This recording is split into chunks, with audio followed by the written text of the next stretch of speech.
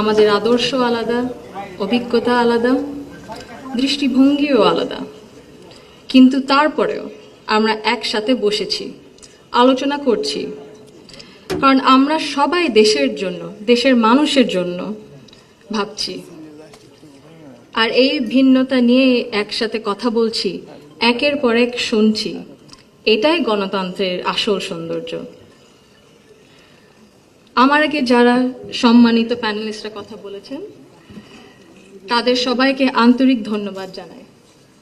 আপনারা অনেক কিছু বলেছেন, হয়তো বা আমিও বলে ফেলবো, সো আমাদের একটা মাইন্ডসেটে আই থিঙ্ক সিমিলারিটি আছে। আমার খুব ভালো লেগেছে শুনে। আমি আজ এখানে দাঁড়িয়েছি ভিন্ন এক অনুভূতি ও আবেগ নিয়ে। বাংলাদেশে এই পলিসি লেভেলটায় আমার প্রথম বক্তব্য এটা। আমি এমন কেউ নয় যার কাছে সব প্রশ্নের উত্তর আছে বা সব সমস্যার সমাধান জানা আছে। তবু আমি বিশ্বাস করি নিজের ছোট্ট জায়গা থেকেও সমাজের জন্য, দেশের জন্য কিছু করার আন্তরিকতা আমাদের সবার মধ্যে থাকা উচিত। আজ আমি এসেছি শুধু শুনতে, শিখতে এবং একসাথে কাজ করার মনোভাব নিয়ে এগিয়ে যেতে।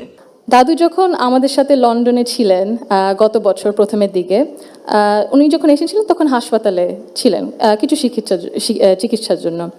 ওখানে বিভিন্ন দেশ থেকে নার্স ছিল, ডাক্তার ছিলেন, এবং একটি নার্স ছিলেন নাইজেরিয়া ওয়েস্ট আফ্রিকাতে।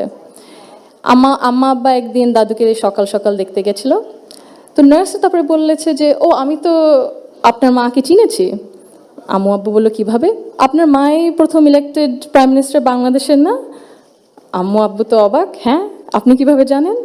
তো নার্স তারপরে বললো যে আপনাদের যে উনি যে এত কিছু করেছেন এই মেয়েদের শিক্ষার জন্য, specially primary education, food for education, cash for education, এগুলো আমাদের সরকার ওই 35-30 বছর আগে দেখে ইমপ্লিমেন্ট করেছিল। আর ওই কারণে লক্ষ লক্ষ মেয়েরা গ্রাম অঞ্চলে, ওদের দেশে গ্রাম অঞ্চলে বিভিন্ন জায়গায় সদরে এখনো শিক্ষা পাচ্ছে, অন্তত প্রাইমারি এডুকেশন লেভেলে। সো ভাবলাম একটু শেয়ার যদি করি, এখানেই করবো আপনাদের সাথে। জি। She also understood that education alone was not enough if women were not supported to remain in public and economic life.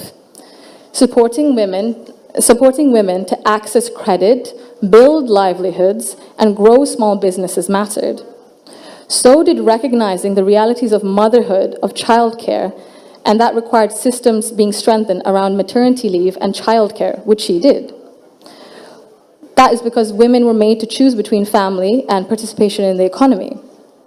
For me, these legacies show the values that I saw both reflected at home and in public. I was privileged to grow up surrounded by exceptional women, confident, capable, and accomplished.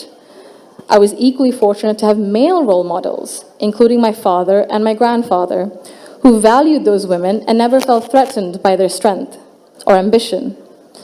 In fact, the four most important people in my father's life, in my opinion, have been women for decades.